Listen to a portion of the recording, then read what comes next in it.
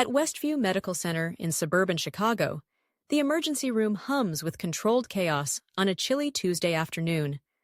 Sarah Bennett, a 35-year-old nurse with 12 years of quiet dedication, moves with purpose, her warm smile a beacon for patients.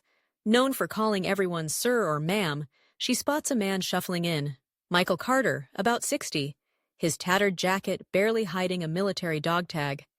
His arm bears a festering wound, his face etched with pain and pride. The receptionist mutters, "No insurance, can't admit him." Sarah overhears, her heart tightening. Ignoring protocol, she grabs a med kit, cleans his wound with steady hands, and slips him antibiotics from her personal stash, plus a water bottle from her bag. "Sir, you fought for us," she says softly. "Let me fight for you now." Michael's eyes, weathered by war, glisten as he whispers, "Thank you, ma'am." By morning, her kindness costs her. Director Robert Klein summons her, voice icy. "You broke policy. You're suspended." Sarah surrenders her badge, leaving a note in the ER. "Don't forget those who need us most."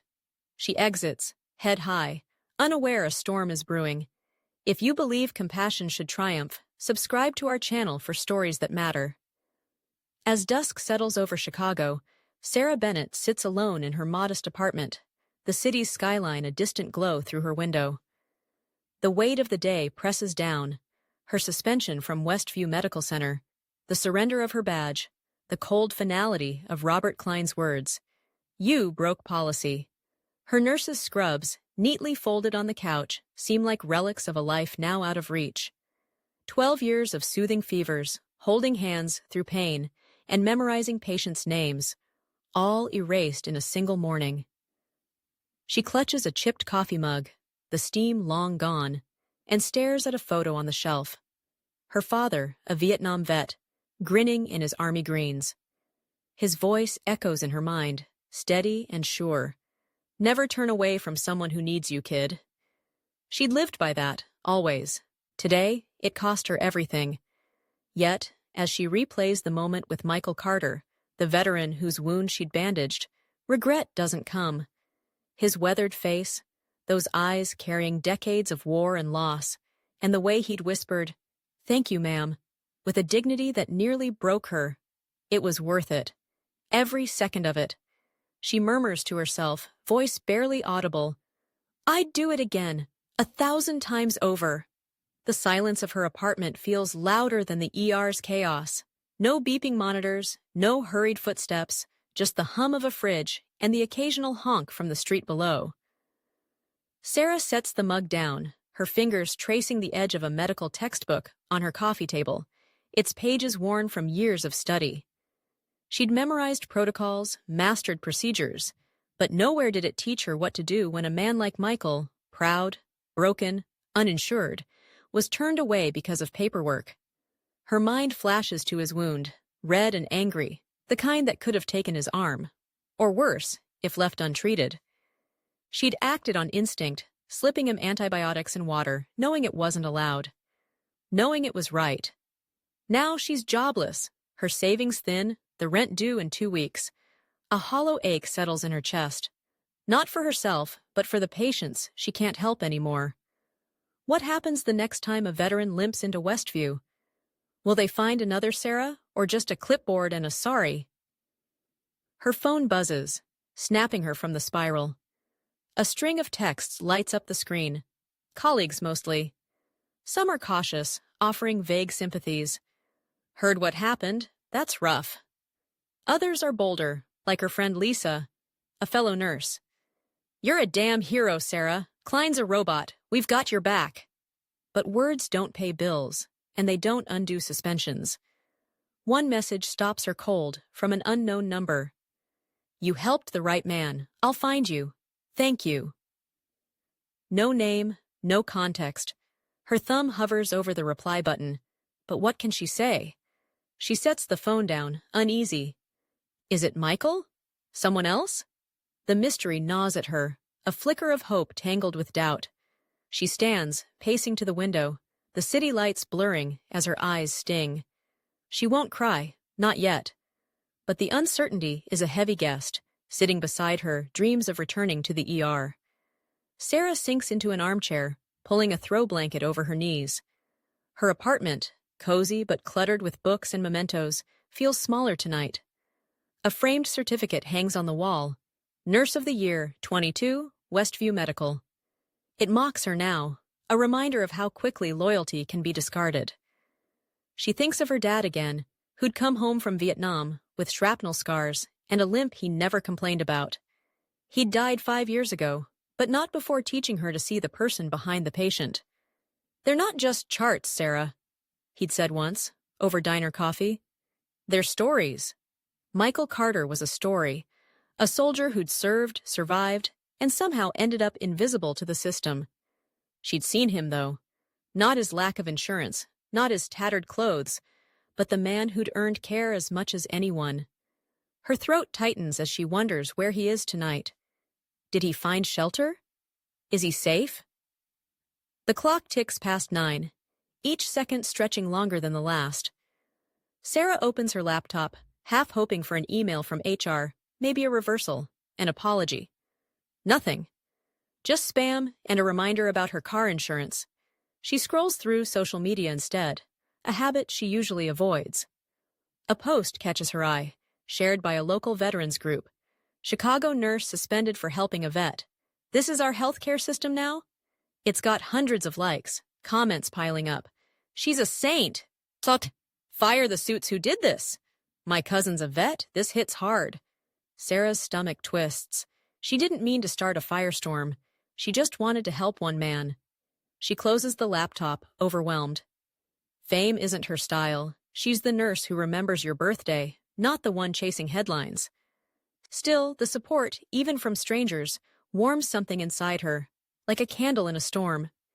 She brews a fresh pot of coffee, more for comfort than need, and steps onto her tiny balcony. Chicago's wind carries a bite, but she welcomes it, letting it ground her. The city feels alive, indifferent to her struggle, its pulse steady while hers falters. She thinks of Westview's ER, the team still working the night shift. Are they talking about her? Whispering in break rooms, dodging Klein's glare? She left that note, "Don't forget those who need us most," tucked in a supply closet, a quiet rebellion. Maybe someone found it. Maybe it mattered. Her phone buzzes again, another text from Lisa. "Vets are calling the hospital, jamming the lines. You're a legend." Sarah shakes her head, a faint smile breaking through. A legend? No, just a nurse who couldn't walk away. As the night deepens, Sarah returns inside, the unknown message still lingering in her thoughts. "I'll find you." It's cryptic, almost cinematic, like something from a movie she'd scoff at. But this is her life now, unscripted, unsteady. She glances at her dad's photo one last time, his grin a silent pep talk.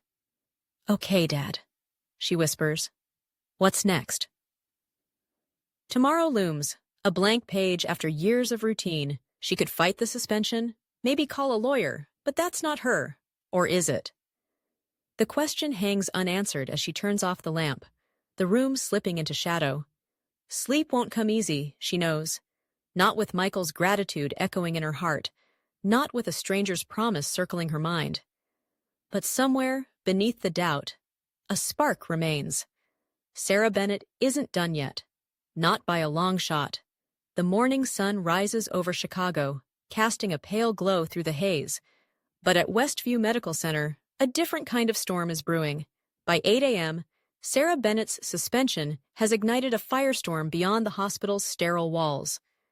It starts small. A single post on a local veterans forum, typed out by an orderly who'd seen Sarah leave with her box of belongings yesterday. Chicago nurse fired for patching up a vet with no insurance, it reads, raw and unpolished. She gave him her own water bottle, folks. This is who we're punishing now? Within hours, it's shared across platforms, from neighborhood groups to national pages, the kind of story that hooks you and won't let go. Comments flood in, a chorus of outrage and admiration. "She's a hero, not a rule breaker. My dad was a Marine. This makes my blood boil. Westview should be ashamed. Vets deserve better." By noon, the #StandWithSarah trends locally, a digital rallying cry for a nurse most have never met. Sarah, still reeling in her apartment across town, has no idea her quiet act of kindness is now a beacon, drawing eyes and voices to a wound deeper than the one she bandaged on Michael Carter's arm. At the hospital, the air feels charged, like the moment before a lightning strike. Nurses move through their shifts with tight lips, their usual banter replaced by whispers in break rooms and stolen glances at phones. A janitor scrolls through comments during his coffee break, muttering, "About time someone called this place out." A young orderly, barely a year on the job, pins a tiny American flag to her scrubs, against dress code, and dares anyone to say something. No one does. Not yet. In the ER, where Sarah's absence is a gaping hole, a doctor tapes a handwritten note to the staff lounge fridge. "Who do we serve if not the ones who served us?" It's unsigned, but everyone knows it's for her. The gesture spreads, subtle but defiant. Chart notes take longer, supplies are misplaced, small rebellions rippling through the ranks. Sarah's note from yesterday, "Don't forget those who need us most," is found in the supply closet and passed hand to hand, a secret talisman. No one speaks her name loudly, not with Robert Klein's office door looming, but her shadow is everywhere. Klein, the hospital director, feels the shift but can't pin it down. He sits at his desk, tie crisp, scanning emails that are starting to pile up. Complaints from veterans groups, a reporter requesting comment, even a vague inquiry from a city council aide. His phone buzzes with a voicemail from the board chair. "This is getting loud, Robert. Handle it." He deletes it, jaw tight. To him, Sarah's suspension was textbook. Rules are rules, and she broke them, end of story. Compassion doesn't trump liability, but the growing noise outside his bubble unsettles him. A crack in his certainty. He calls an emergency staff meeting at 2 p.m., the conference room packed with tired faces and folded arms. "This isn't about veterans," he says, voice clipped, pacing like a man defending a castle. "It's about order, about keeping this hospital safe from lawsuits and chaos." Sarah Bennett made a choice, and choices have consequences. A nurse in the back, barely 25, interrupts, her voice shaking but clear. "Safe from what, sir? From helping people who've got no one else?" The room freezes. Klein stares, then dismisses her with a wave, but the question lingers, unanswered, like a stone dropped in still water. Outside, the city is waking up to Sarah's story. A veterans group in Southside Chicago starts a phone campaign, flooding Westview's switchboard with calls. "Is it true you turned away a soldier?" one asks, voice rough with age. "Did you really fire a nurse for doing her job?" The operators, trained for billing questions and appointment slots, stammer through apologies, their scripts useless. By mid-afternoon, the lines are jammed, a quiet protest that costs nothing but time. On social media, the posts keep coming. A photo of a folded flag with Sarah's name captioned, "This is who we fight for."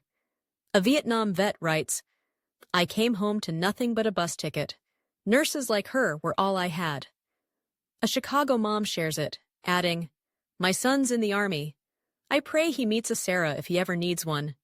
The comments aren't all kind. Some call her reckless, others defend the hospital's rules, but the tide is turning, and it's relentless.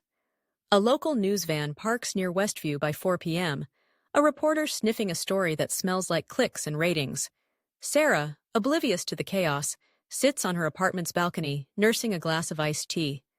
Her phone's off, too many texts to face, but she can't escape the weight of it all. She thinks of Michael Carter, wondering if he's okay, if her small gesture made a difference. That mysterious text from last night, "I'll find you. Thank you," sits heavy in her mind, a puzzle with no edges. She doesn't want to be a headline or a hashtag. She just wants to go back to work, to the rhythm of vitals checks and soft reassurances. But the world has other plans. Her neighbor, a retired cop who'd Ascot, trickles in with news. "You hear about that nurse at Westview?" Sarah's story is spreading, and he nods, grim. "Yeah, damn shame. She did the right thing." She doesn't know it, but her act is a spark, and Chicago's ready to burn with it. Back at Westview, Klein retreats to his office. The hospital's logo, Care Without Compromise, mocking him from the wall. He pulls Sarah's file. Exemplary reviews, glowing patient surveys, not a single write-up in 12 years. He exhales, rubbing his temples. This should have been simple, a clean disciplinary action. Now it's a mess, and he's in the middle. His assistant knocks, voice low. "Sir, the board's getting calls from D.C. Something about a congressman." Klein's throat tightens. He straightens, smoothing his tie. Whatever's coming, he'll face it. Rules are his shield. But as the day ends, a new post hits, this one from a veterans advocate with a big following. "Tomorrow, we're calling Westview again. For Sarah, for every vet they've failed."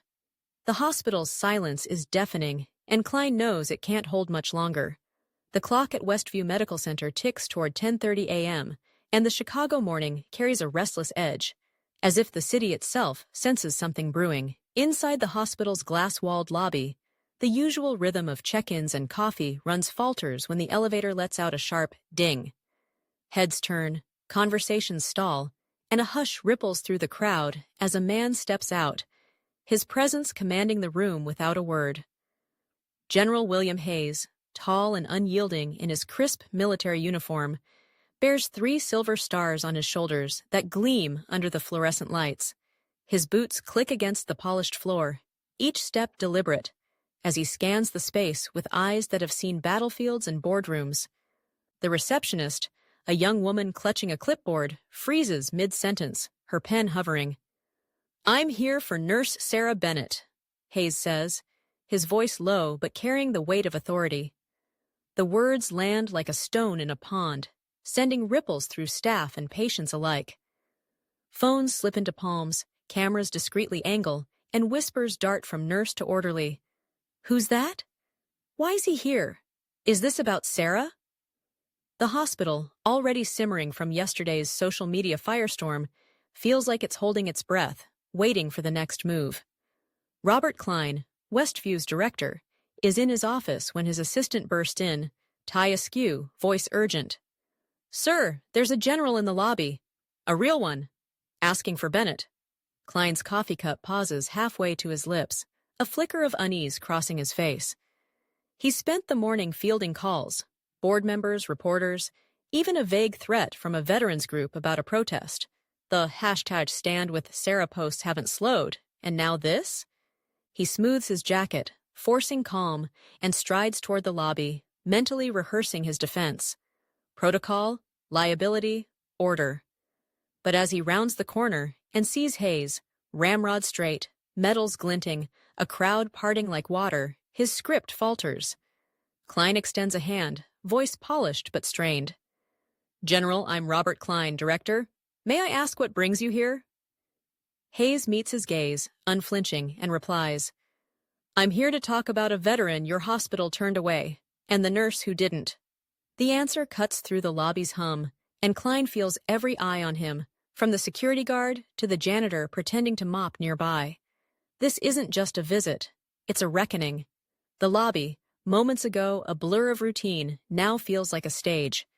Nurses linger at the edges, charts forgotten in their hands. A patient in a wheelchair, oxygen tank hissing softly, leans forward. Sensing something big, an orderly whispers to a colleague, "Bet it's about that vet Sarah helped." The name Sarah Bennett, already a quiet legend in these halls, gains new weight with Hayes' arrival. Her note, "Don't forget those who need us most," has been photocopied by now, tucked into lockers and pockets, a silent rebellion against Klein's rules. Yesterday's defiance, the flag pins, the fridge note, the slowed paperwork, seems small compared to this. Hayes stands like a monument, his uniform a reminder of sacrifices Klein's never touched. The director clears his throat, gesturing toward a hallway. "Perhaps we could discuss this privately?" Hayes shakes his head, voice firm. "This isn't a private matter. It's about a man who served, and a nurse who remembered what service means." The words sting, public and precise, and Klein's smile tightens, a crack in his armor. Beyond the lobby, the hospital buzzes with speculation. A nurse texts her friend in radiology. Three-star general just showed up for Sarah. Klein's sweating. Another snaps a blurry photo, posting it with a caption. Westview's about to answer for yesterday. The online storm, already fierce with thousands sharing Sarah's story, surges anew. A veterans advocate tweets, "A general's at Westview for the nurse they suspended. This is bigger than Chicago now." Back in the lobby, Hayes doesn't raise his voice, doesn't need to. He turns slightly, addressing no one and everyone. "I served with a man named Michael Carter. He deserved care, not a closed door. Your nurse gave him what this hospital wouldn't." The name Carter sparks murmurs. Staff who'd seen him, limping and proud, now realize he's more than a patient. Klein interjects, voice thin. "General, our policies ensure fairness." Hayes cuts him off, not with anger but with fact. Fairness doesn't leave a soldier bleeding because he can't pay. The lobby falls silent, the truth too heavy to dodge. Klein shifts, aware of the phone's recording, the staff watching, the board's shadow looming. He's built his career on control. Budgets balanced, risks contained. But this moment slips through his fingers. He tries again, softer. "We're reviewing the situation, I assure you." Hayes doesn't blink. "Good. Start with why Sarah Bennett's not here today." Her name, spoken by a general, electrifies the room.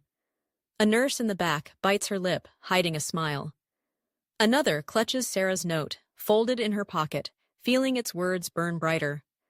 Outside, Sarah herself sits unaware on a curb near the hospital, her box of belongings at her side, replaying yesterday's mysterious text. "I'll find you." She'd come to clear her locker, maybe say goodbye to the place she loved, but now she's caught in a larger story. A passerby, a retired teacher who'd read about her online, pauses. "You're that nurse, aren't you?" Sarah nods, uneasy, and the woman squeezes her shoulder. "My husband was a vet. You're not alone." Sarah manages a smile, but alone is exactly how she feels, until the lobby's tension spills outward, pulling her towards something unstoppable. Hayes, still in the lobby, sets a leather folder on the receptionist's desk, its contents unseen but heavy with purpose. "I'll wait," he says, not to Klein but to the room, "until Sarah Bennett hears what I came to say." The statement lands like a promise, and the crowd stirs. A doctor slips out to text Sarah.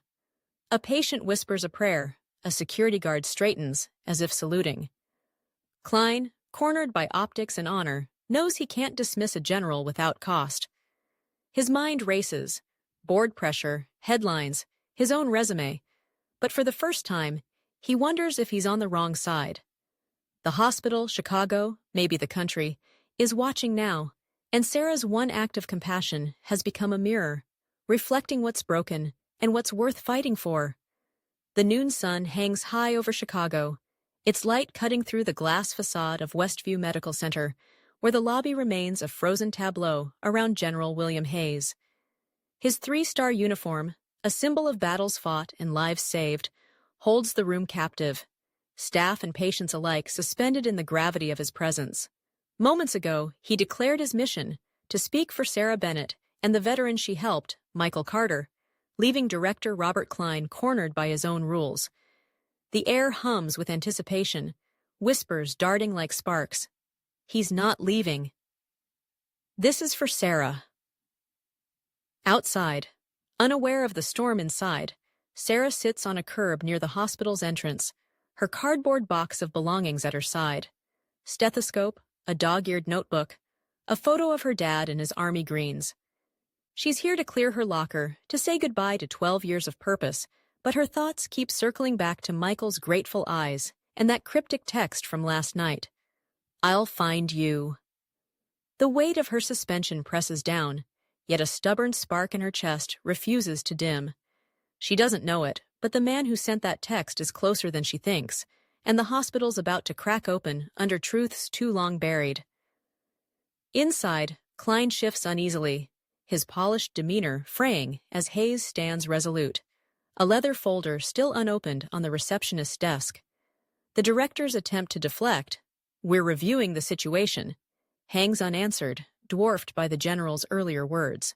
Start with why Sarah Bennett's not here today. The lobby's crowd grows, drawn by rumor and instinct. Nurses on break, a doctor lingering past his shift, even a delivery driver pausing mid-route. A young orderly, emboldened by yesterday's defiance, whispers to a colleague, "This is bigger than Sarah now." Her note, "Don't forget those who need us most," has spread beyond the hospital, photographed and shared online, fueling the hashtag #StandWithSarah fire that's trending nationwide. Social media pulses with fresh posts. General at Westview for the nurse they wronged. This is America waking up. Klein feels the heat, his phone buzzing with board alerts, but he's pinned, unable to retreat or advance. Hayes, sensing the moment's weight, turns toward the entrance and steps outside, his boots steady on the pavement, drawn by a nurse's tip that Sarah's nearby. Sarah looks up, startled, as Hayes approaches, his shadow falling across her. She scrambles to her feet, box clutched tight, her jeans streaked with curb dust. "Sir, I don't know you," she stammers, her voice small but clear, the same one that calmed Michael Carter 2 days ago. Hayes stops a few feet away, his face softening, and offers a crisp salute, catching her off guard. "Nurse Bennett," he says. "Permission to thank you properly." Sarah blinks, confused. "I'm not military, sir." He smiles, a rare warmth breaking through his steel. "No, but you honored what we fight for." The words hit her like a lifeline, pulling her from the fog of doubt.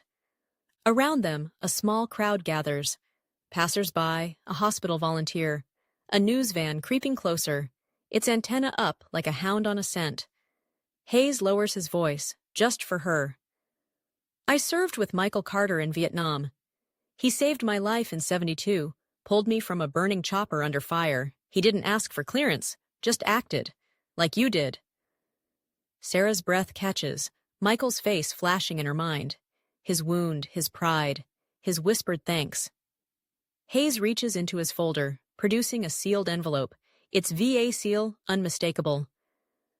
"This is for you," he says, handing it to her. Her fingers tremble as she takes it, sensing its weight isn't just paper. "Michael came to me after you helped him," Hayes continues. "He didn't want a fuss, just antibiotics and dignity. You gave him both." Sarah's eyes widen. She hadn't known Michael reached out to anyone, let alone a general. Hayes's voice grows firmer, carrying to the crowd. "He told me about a nurse who saw a soldier, not a problem. That's why I'm here." From the edge of the group, a figure steps forward. Hesitant but steady. Michael Carter himself, his arm bandaged, his limp gone, his eyes clear. He nods at Sarah, silent, his presence louder than words. The crowd murmurs, phones rise, and Sarah feels the ground shift beneath her. This isn't just about her anymore. It's about every Michael, every wound, every rule that forgets them. Inside, Klein watches through the lobby doors, his face pale. The hospital's logo, care without compromise, mocking him again. He'd dismissed Sarah's act as reckless, a breach to be contained. But Hayes' story rewrites his logic. A nurse slips out, texting frantically. "The vet's here. Sarah's outside with the general. It's real." The lobby stirs, staff drifting toward the windows, drawn to the truth unfolding beyond their charts and clocks. Hayes hands Sarah a second document, this one an invitation. "The National Medical Ethics Summit wants you to speak," he says. "And the VA's offering you a role, emergency liaison for veterans, to make sure no one's turned away again." Sarah stares at the papers, her future rewritten in ink she didn't expect. "Why me?" she asks, voice cracking. Hayes' gaze steadies her. "Because you drew a line, Sarah. Good people get punished for doing good things. Someone had to say enough." Michael steps closer, pulling something from his pocket. A faded bronze star, scratched but proud.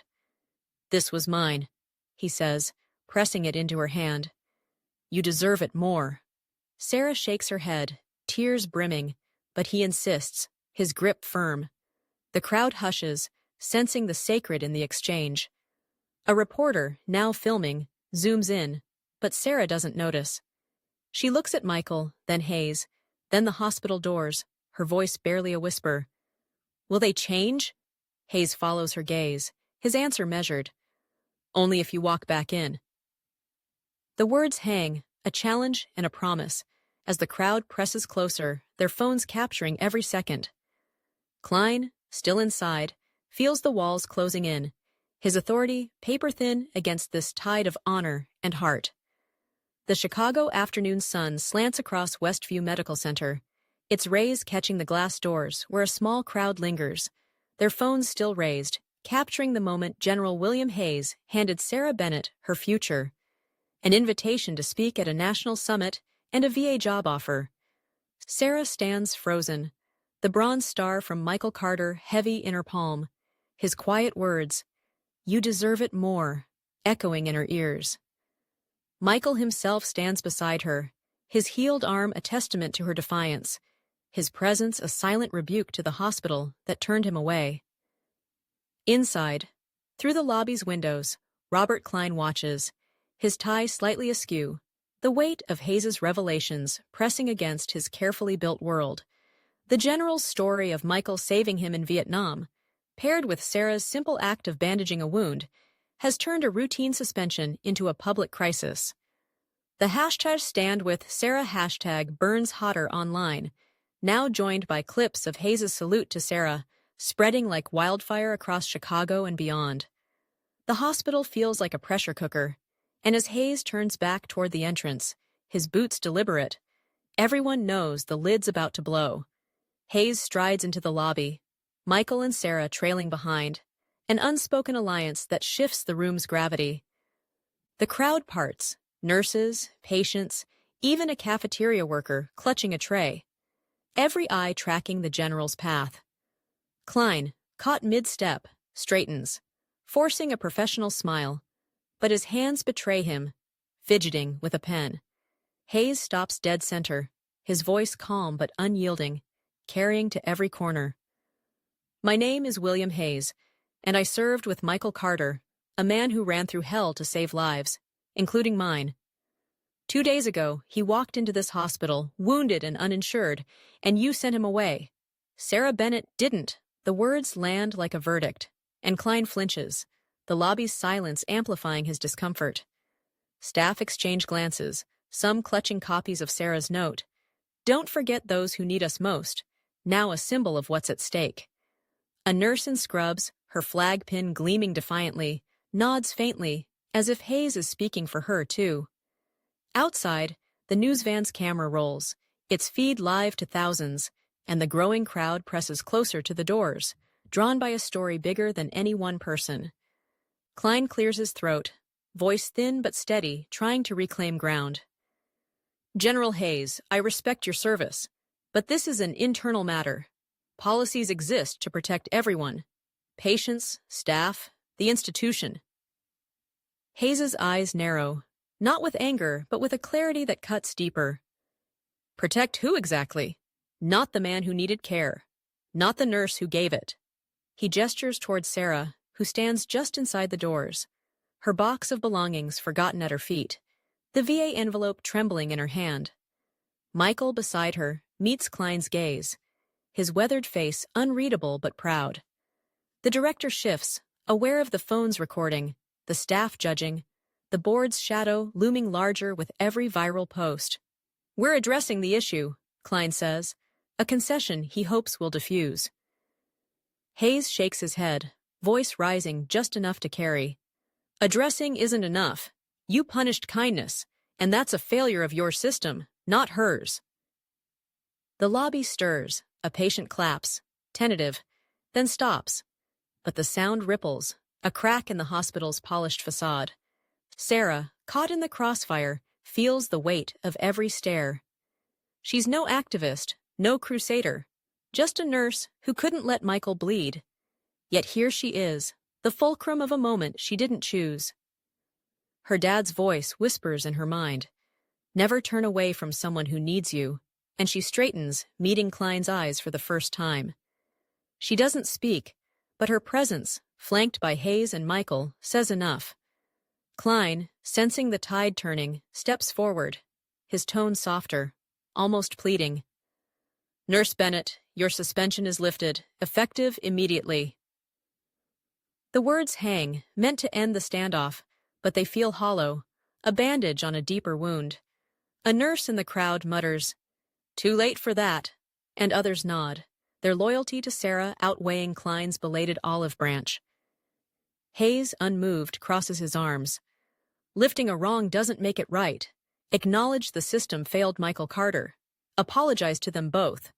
His demand, simple but ironclad, strips Klein's authority bare. And the director hesitates, his career flashing before him. Decades of decisions, none like this. The lobby's tension spikes, a collective breath held. A doctor, leaning against a wall, slips Sarah's note into his pocket. A quiet vow to do better. A patient, an elderly woman with a walker, calls out, "Say you're sorry, mister." Her voice, frail but fierce, breaks the spell, and murmurs of agreement ripple through the crowd. Klein's face flushes, his shield of protocol crumbling. He looks at Sarah, then Michael, then the general, and for the first time sees them, not as problems, but as people. "Miss Bennett," he says, voice cracking. "Mr. Carter, we made a mistake. I'm sorry." The apology, raw and unpolished, lands unevenly. Some nod, others scoff. But it's a start, a fracture in Westview's armor.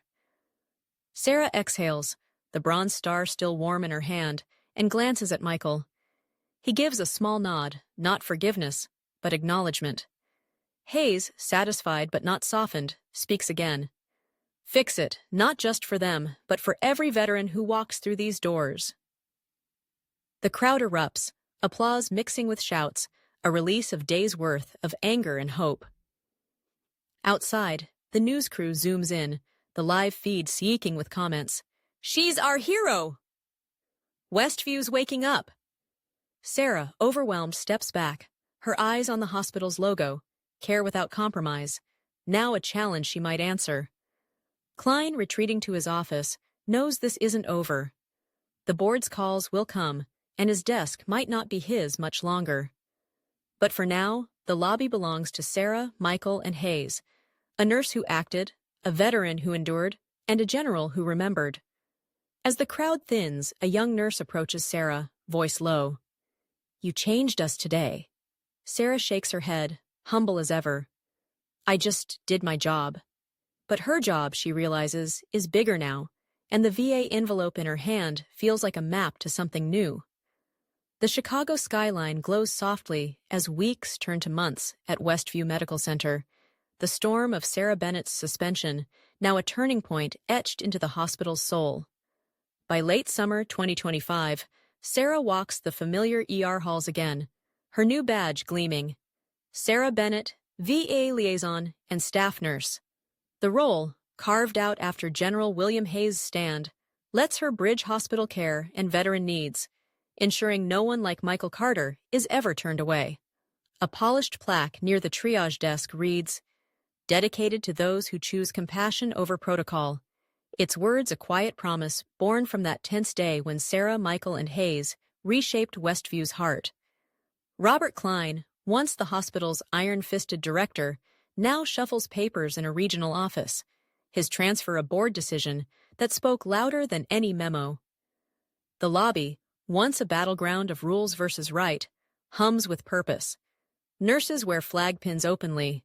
A doctor's chart now includes a veteran status checkbox, and a sign by the entrance declares, "You are not forgotten. Welcome home." Sarah's act, once a spark, has kindled lasting change, not just here but beyond, rippling through policies and hearts across Chicago. Sarah's days blend old rhythms with new responsibilities. She trains staff on veteran care, her voice steady as she shares Michael's story, not as a lecture, but a reminder. See the person, not the paperwork. Her office, a former storage closet now bright with a window, is a hub for veterans seeking help and staff seeking guidance. Michael visits every Tuesday, bringing donuts and a small flag he leaves on her desk, his grin a silent thank you. He's fully recovered, his arm unscarred, and he's found a part-time job at a community center coaching kids who remind him of younger days. One afternoon, a new nurse spots him and whispers, "Is that the guy from the story?" Michael overhears, chuckling, "Not a story, kid, just a nurse who wouldn't quit." Sarah, nearby, blushes but doesn't argue.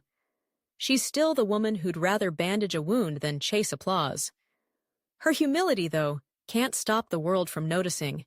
The Illinois legislature passes the Sarah Bennett Act, mandating emergency care for veterans regardless of insurance, its signing ceremony packed with faces she helped, knowingly or not.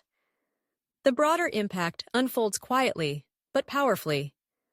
Westview's new protocols spread to 6 other hospitals in the network, each adopting veteran-first policies modeled on Sarah's work.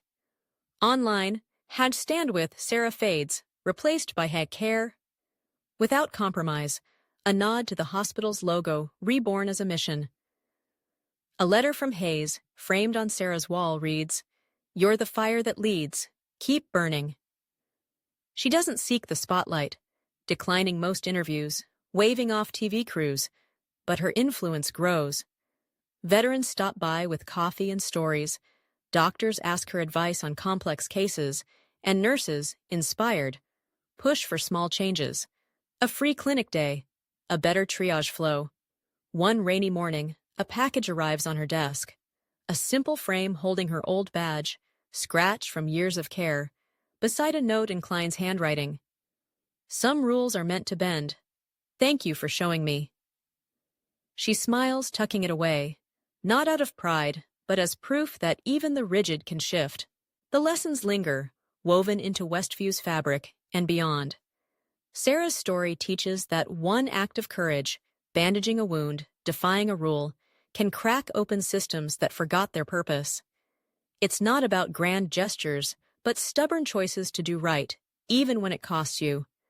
For the staff, it's a call to question protocol when it fails people, to see patients as stories, not charts. For Chicago, it's a reminder that veterans, often invisible, deserve care as fierce as their service. For Sarah, it's personal. Her dad's voice, "Never turn away," guides her still, his photo now joined by Michael's bronze star on her shelf. One evening, a young resident corners her, nervous. "Got a vet, no insurance, needs surgery. Protocol says transfer, but he's crashing." Sarah meets his eyes, calm. "What's your gut say?" He nods, resolute. "Treat him now." She smiles. "Then you're already halfway there." As he hurries off, she glances at the plaque, its words steadying her. The fight's not over. Systems are stubborn. But Sarah's ready, one patient, one lesson, one day at a time.